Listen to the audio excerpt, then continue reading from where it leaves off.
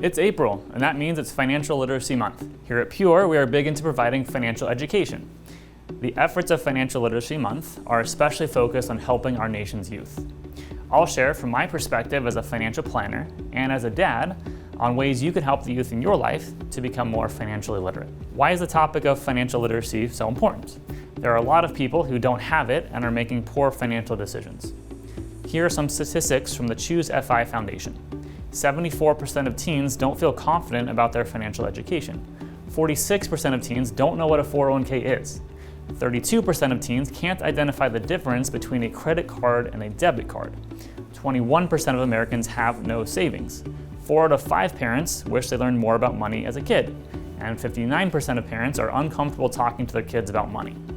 Unfortunately, most schools do not teach students about personal finance. They either have to learn it on their own the hard way or learn it from family or friends. Although you don't have to be an expert to make a difference in your kids' or grandkids' lives, it does help if you have some level of financial knowledge.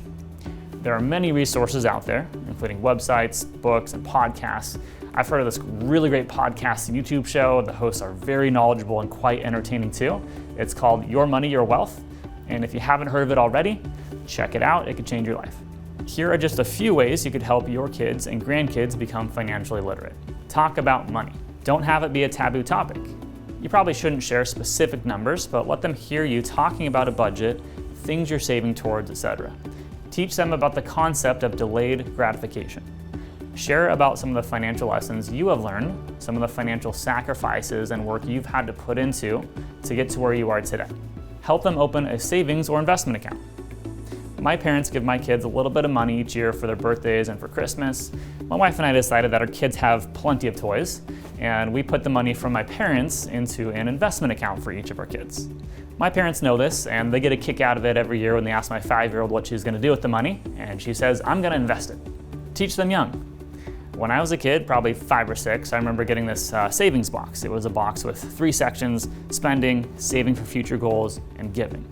It was something simple, and it taught me some basic financial concepts from a young age. Give them opportunities to learn on their own. When I was young, my grandpa used to take me Christmas shopping. It's something I looked forward to every year. He would tell me I could have anything I wanted under $20 or something like that. And I'd plan ahead and try to figure out the best thing I could get for that, and I had a lot of fun doing that. Help them learn from their mistakes.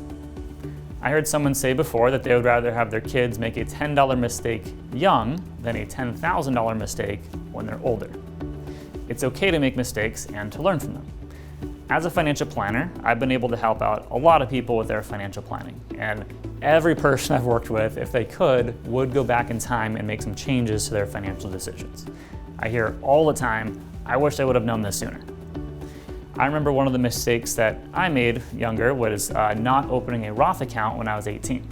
I was going to school full time and also working, and my manager told me about these Roth accounts where you could put a couple $1,000s into each year, and it could potentially turn into a whole bunch of money later that would be tax-free.